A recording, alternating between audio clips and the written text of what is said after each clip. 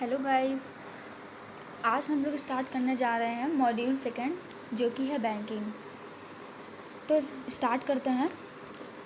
पहले समझते हैं कि बैंक कैसे लेन देन करती है। मान लीजिए ये ABCDE ये कुछ पर्सन्स हैं जिनके पास ए के पास 20 रुपीज़ हैं, बी के पास 20 रुपीज़ हैं एंड सी के पास भी 20 रुपीज़ है और डी के पास भी और ई के पास भी 20 रुपीज़ हैं। ये पूरे जो पैसे हुए हैं उन्होंने 100 रुपीज़ हुए, इन्होंने 100 रुपीज़ जो थे वो बैंक में इन्वेस्ट कर दिए 6% इंटरेस्ट पर ईयर के हिसाब से, पर मंथ के हिसाब से। तो जो बैंक है ये जिनको पैसों की ज़रूरत होती है उन्हें भी देती है, जो बारो करते हैं उन्हें भी देती है, कुछ बिजनेसमैन्स को हैं उन्हें देती है। मान लीजिए XYZ जो हैं, एक इसमें से जिन्हें पैसों की बहुत ज़रूरत है और उनमें से एक बिजनेसमैन है और कुछ बारोवर्स हैं। ये जो ABCDE हैं ये डिपॉजिटर्स हैं। डिपॉजिटर्स बैंक में डिपॉजिट दो तरीके से कर सकते हैं। एक डिमांड डिपॉजिट कर सकते हैं, एक टाइम डिपॉजिट कर सकते हैं। अब इधर देखते हैं कि ये डिमांड डिपॉजिट क्या होती है। डिमांड डिपॉजिट वो होती है जो withdraw money at any time from the bank. किसी भी टाइम हम लोग पैसा निकाल सकते हैं, उस चीज़ को हम डिमांड डिपॉजिट करते हैं। जब हमें ज़रूरत होगी, जब हम डिमांड करेंगे तब मुझे पैसा मिल जाएगा।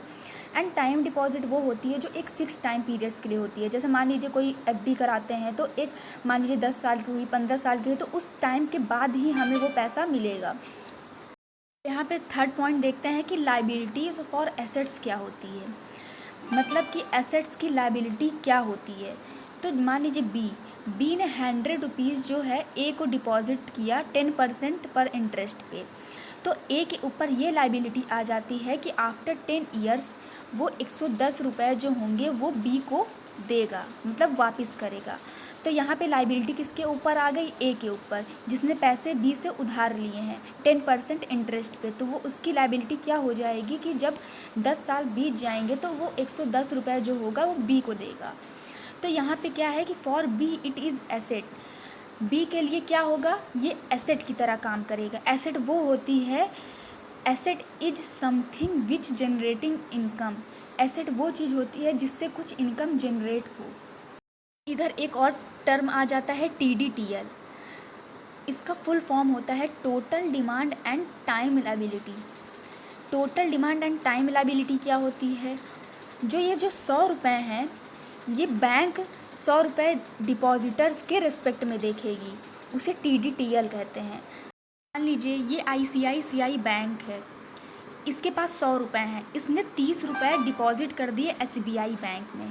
तो जो यहाँ पे 70 रुपये हैं वो जो ये ICICI बैंक होगी वो बायर्स को दे देगी। तो जो ये 70 रुपये हैं वो net demand and time liability हो जाएगी। मतलब नेट का मतलब यह होता है कि समथिंग माइनस फ्रॉम ग्रॉस, मतलब यहाँ पे 100 रुपीज़ ग्रॉस था, जिसमें से 100 रुपीज़ में से 30 रुपये जो है SBI में ICICI बैंक ने डिपॉजिट कर दिए। तो जो 70 रुपीज़ इधर आते हैं वो बायर को देगी। तो जो 70 रुपीज़ को ही जो बोलते हैं net demand and time liability. को पहले ही मैंने बताया कि डिपॉजिट 2 टाइप्स के होते हैं, एक होता है टाइम डिपॉजिट, एक होता है डिमांड डिपॉजिट। टाइम डिपॉजिट के अंदर ही आता है टाइम लायबिलिटी और डिमांड डिपॉजिट के अंदर ही आता है डिमांड लायबिलिटी। इन्फ्लेशन कैसे होता है, अगर मनी सप्लाई मार्केट में बढ़ेगी तो प्राइस बढ़ेगा, अगर मनी सप्लाई मार्केट में कम होगी तो प्राइस भी कम होगा। तो अब देखते हैं कि बहुत लोगों को डिफरेंस नहीं समझ में आता है कि मॉनेटरी पॉलिसी क्या होती है और फिस्कल पॉलिसी क्या होती है। तो अब पहले देखते हैं कि मॉनेटरी पॉलिसी क्या होती है। When bank is doing something to the market known as monetary policy. आपको डेफिनेशन से ही समझ में आ रहा होगा कि कितनी ईजी है कि मॉनेटरी पॉलिसी क्या होती है। कि अगर बैंक है, मार्केट के लिए बैंक कुछ करती है, अगर मार्केट में बैंक ही मनी सप्लाई करती है तो वो उसे हम बोलते हैं मॉनेटरी पॉलिसी। अब देखते हैं इधर फिस्कल पॉलिसी क्या होती है। When government is doing something to the market known as fiscal policy. जब गवर्नमेंट मार्केट के लिए कुछ करती है तो उसे ही हम फिस्कल पॉलिसी कहते हैं। जैसे टैक्सेशन, तो आपको पहले मैंने बता दिया कि मनी सप्लाई बढ़ेगी तो इन्फ्लेशन भी बढ़ेगा, अगर मनी सप्लाई घटेगी तो इन्फ्लेशन भी घटेगा। अब देखते हैं फंक्शन ऑफ RBI क्या होता है। RBI का फुल फॉर्म होता है रिज़र्व बैंक ऑफ इंडिया। इसे ही हम लोग सेंट्रल बैंक भी बोलते हैं, सेंट्रल बैंक ऑफ इंडिया भी बोलते हैं। तो पहला फंक्शन इसका क्या होता है, टू कंट्रोल इन्फ्लेशन। अब देखते हैं कि टू कंट्रोल ये इन्फ्लेशन कैसे कंट्रोल करता है। Monetary policy is a process through which monetary authority of a country, generally central bank, determines size and rate of growth of money supply in economy. कि monetary policy वो process है जिसके through monetary authority जो है country की, generally central bank, वो determine करती है साइज़ और रेट, मनी सप्लाई के साइज़ और रेट के ग्रोथ को डिटरमाइन करती है। मॉनेटरी पॉलिसी टू टाइप्स की हैं, एक होती है एक्सपेंसरी और एक होती है कॉन्ट्रैक्शनरी। एक्सपेंसनरी में क्या होता है कि इसमें मनी सप्लाई जो होगा वो हाई होगा। और सेकेंड पॉइंट का, it can be done by decreasing CRR, SLR, repo rates etcetera. In terms को हम अभी आगे पढ़ेंगे। थर्ड क्या है, इंक्रीज द इन्फ्लेशन। अब कॉन्ट्रैक्शनरी को देखते हैं। इसमें क्या होता है, मनी सप्लाई डिक्रीज़ होती है, increasing CRR, SLR, repo rates etcetera, और इसमें इन्फ्लेशन डिक्रीज़ होता है। देखते हैं कि tools to control monetary policy के कंट्रोल करने के लिए टूल्स क्या क्या हैं। पहला होता है क्वांटिटेटिव एंड दूसरा है क्वालिटेटिव। तो क्वांटिटेटिव में ये 3 टर्म्स हैं और क्वालिटेटिव में भी ये 3 टर्म्स हैं। इनको हम लोग एक एक करके आगे समझते हैं। पहला है net demand and time liability. देखते हैं इसकी डेफिनेशन देखते हैं। It is the difference between the sum of demand and time liabilities deposits of a bank with the public or the other bank and deposits in the form of assets held by the other bank। हैं कि इस definition का क्या मतलब है। मान लीजिए ये डिपॉजिटर्स हैं ABCDE, इनके पास सबके पास 20 रुपीज़ हैं। इन्होंने बैंक में डिपॉजिट किया, पहली बैंक थी उसमें डिपॉजिट किया 100 रुपीज़। तो ये जो बैंक होगी ये 30 रुपीज़ जो होगी अदर बैंक में डिपॉजिट करेगी, और ये जो बायर्स होंगे 70, जो बैंक होगी बायर्स को देगी 70 रुपीज़। अब इसका NDTL क्या होगा, तो NDTL क्या होगा कि 100 - 30 = 70। इसका कैश रिजर्व रेशियो क्या होगा, = X% of NDTL। Reserve money का मतलब यहाँ पे ये है कि give to RBI in form of cash, RBI को कैश के फॉर्म पे कुछ देना। अब यहाँ पे बैंक्स NDTL का क्या होगा फॉर्मूला, इसका फॉर्मूला देखते हैं। Total demand and time liability, मतलब इसको deposits minus deposits with other bank. ये जो पूरी डेफिनीशन है इसका सिंपल सा इन अदर फॉर्म कि total demand and time liability जो होगी उससे माइनस कर देंगे डिपॉजिट्स विद अदर बैंक। अगर कैश रिजर्व रेशियो बढ़ेगा तो इन्फ्लेशन घटेगा और मनी सप्लाई भी घटेगी। अब क्वांटिटेटिव के कुछ टर्म समझते हैं हम। पहला टर्म है CRR, इसका फुल फॉर्म होता है कैश रिजर्व रेशियो। अब इसको देखते हैं कि ये क्या कहता है, इसका मतलब क्या होता है। It is specified fraction of NDTL which a bank has to keep with RBI in cash form only. मतलब कि जो भी बैंक अपने पास RBI में कैश के फॉर्म पे रखती है उसे ही कैश रिजर्व रेशियो बोलते हैं। Increasing CRR will reduce lending capacity of a bank. अगर CRR को हम इंक्रीज़ कर देंगे तो जो बैंक लेंडिंग करता है उसकी कैपेसिटी को रिड्यूस कर देगा। Parallelly decreasing CRR will increase lending capacity of a bank. अगर हम लोग अगर इसका जस्ट अपोजिट देखते हैं, अगर CRR डिक्रीज़ होगा तो लेंडिंग कैपेसिटी जो बैंक की होगी वो इंक्रीज़ होगी। Bank doesn't have any type of gain on CRR। Bank किसी भी टाइप का गेन नहीं कर सकता CRR पे। जो भी कैश RBI में रखा जाएगा उससे कोई भी इंटरेस्ट, कोई भी गेन, कोई भी एसेट जनरेट नहीं कर सकते। अब देखते हैं SLR क्या होता है, statutory liquidity ratio. It is the proportion of NDTL that bank is required to keep with itself in form of cash, gold, RBI approval securities.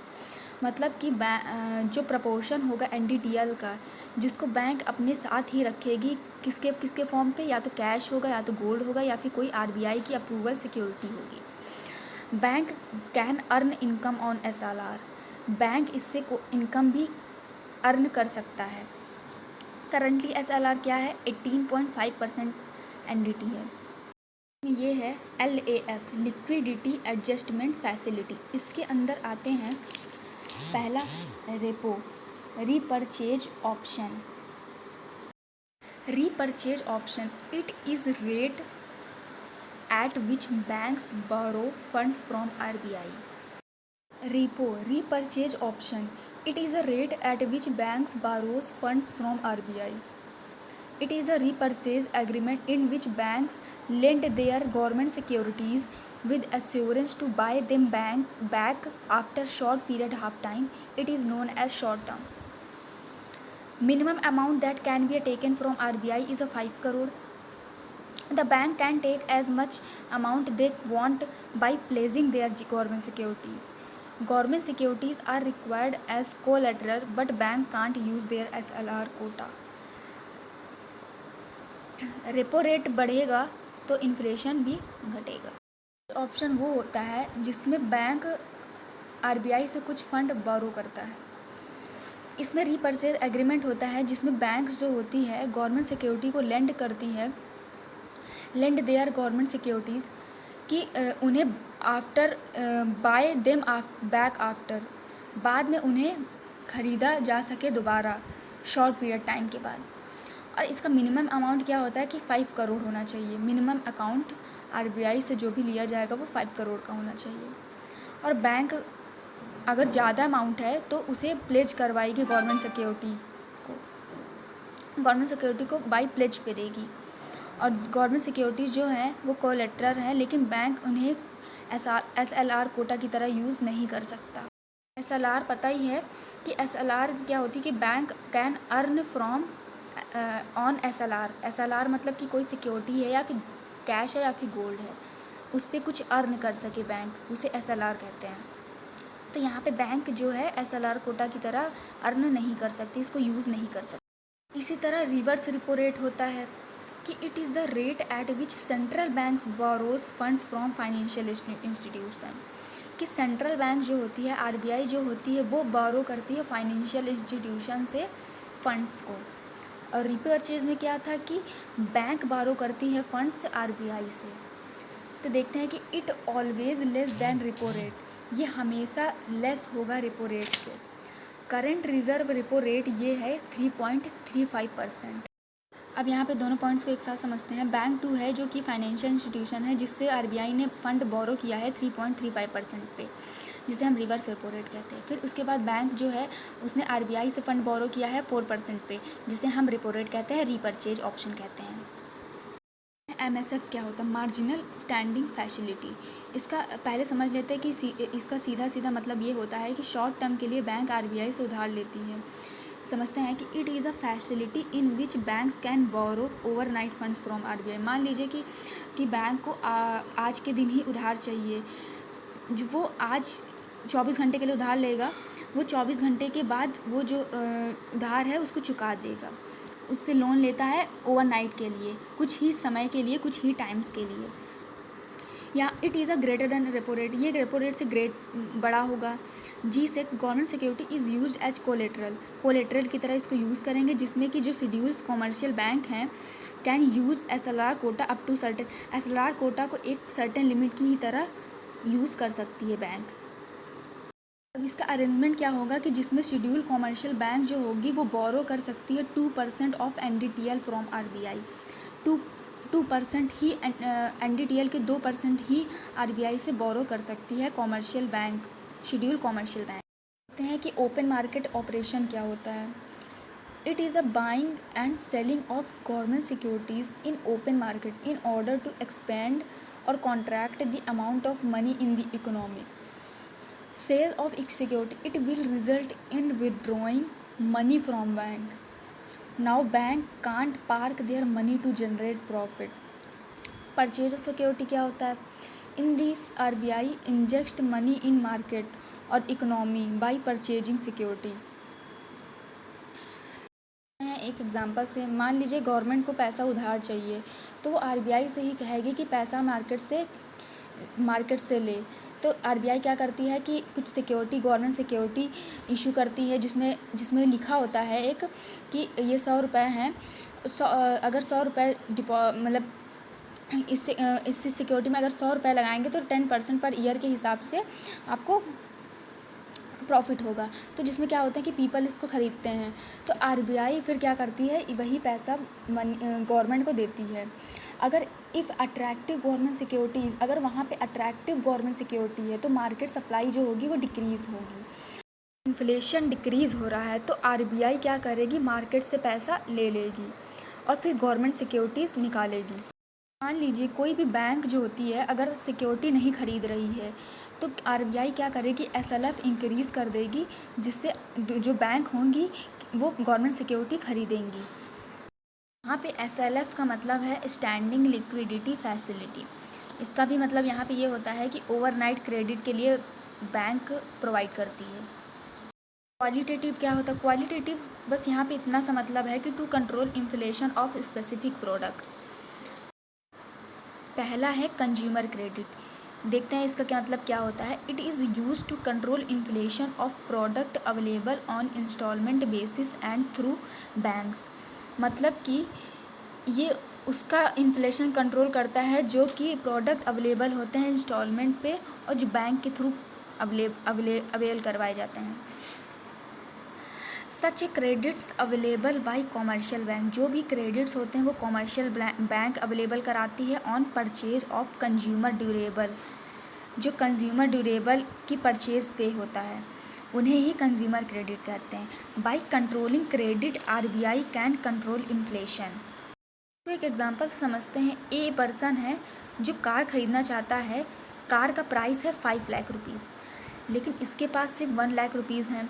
तो वो क्या करेगा कि then he buy car on EMI. वो EMI पे car करेगा।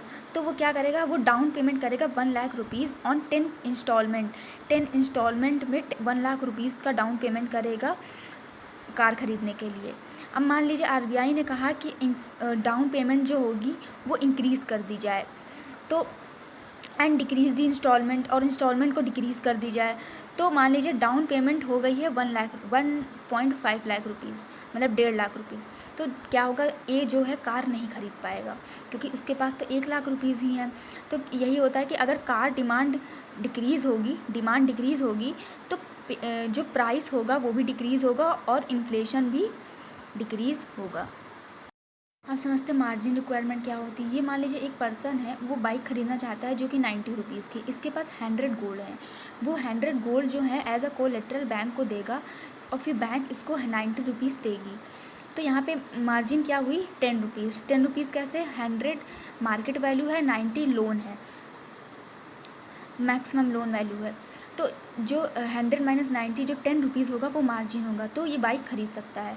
अगर RBI ने बैंक से कहा है कि अगर कोई भी गोल्ड देता है एज अ कोलेट्रल बैंक पे तो उस मार्जिन उसकी इंक्रीज़ होगी। अगर मार्जिन इंक्रीज़ होगी तो इन्फ्लेशन डिक्रीज़ होगा। फिर देखते हैं, while going loans against securities और stocks commercial bank generally give margin. Margin is the difference between market value of security and maximum loan value. देखते हैं, यहाँ पे मार्केट वैल्यू 100 है एंड लोन वैल्यू 90 रुपीज़ है। तो यहाँ पे मार्जिन क्या हुई, 10 rupees. Case of inflation RBI increases margin requirements and thereby discourage borrowing capacity. अगर इन्फ्लेशन के केस में अगर आरबीआई मार्जिन को इंक्रीज़ करता है, मार्जिन की रिक्वायरमेंट को इंक्रीज़ करता है तो जो बोरोइंग कैपेसिटी होगी वो डिक्रीज़ हो जाएगी। अब देखते हैं मॉरल सुएशन क्या होता है। It is combination of persuasion and pressure which control bank uses on bank if they are not following the regulation. These exercise is through discussion, meetings, speeches, letters, hints and etc. यहाँ पे इसका सीधा मतलब ये है कि अगर मान लीजिए आरबीआई ने बैंक को कुछ इंस्ट्रक्शंस रूल्स दिए, लेकिन बैंक ने उसको फॉलो नहीं किया, उसका डिसोबे किया, तो आरबीआई क्या करेगा, एप्लीकेशन बैंक को देगा, जिसे परस्यूशन कहते हैं। जो एप्लीकेशन बैंक को देगा आरबीआई, अगर डिसोबे करता है इंस्ट्रक्शन को, तो उसे परसुएशन कहते हैं। तो क्या होगा, ऑल्सो देन नॉट, अगर तब भी वो फॉलोइंग नहीं कर रहा है तो आरबीआई बैंक का लाइसेंस कैंसिल कर देगा, उसे डायरेक्ट एक्शन करते हैं। आरबीआई डायरेक्ट एक्शन लेगा और आरबीआई मतलब जो भी बैंक का लाइसेंस होगा उसे कैंसिल कर देगा। देखते हैं डायरेक्ट एक्शन क्या होता है। ये सब बस बहुत सिंपल है। इसका मतलब देखते हैं, under this RBI can take punitive action on their banks which continue deny moral advices of RBI and function against depositors. Such measures may be in form of charging penalties, refusal of refinance by central banks, even extreme steps like cancelling of license. वही है, अगर मान लीजिए continuously deny हो रहा है जो भी इंस्ट्रक्शन है, तो आरबीआई डायरेक्ट एक्शन ले सकती है, प्यूनिटिव एक्शन ले सकती है कि उसका पेनाल्टी इम्पोज कर सकती है उसके ऊपर, या फिर लाइसेंस कैंसिल कर सकती है। आई होप आपको वीडियो पसंद आई होगी। अगर आपको वीडियो पसंद आई है तो लाइक करें और सब्सक्राइब करें। हम आगे भी ऐसे बहुत सारे वीडियो लाते रहेंगे इकोनॉमिक्स के। Thank you. अब आगे भी हम वीडियो लाएंगे इन्फ्लेशन का, अपना मॉड्यूल 3 स्टार्ट करेंगे। तब तक के लिए टेक केयर, बाय बाय।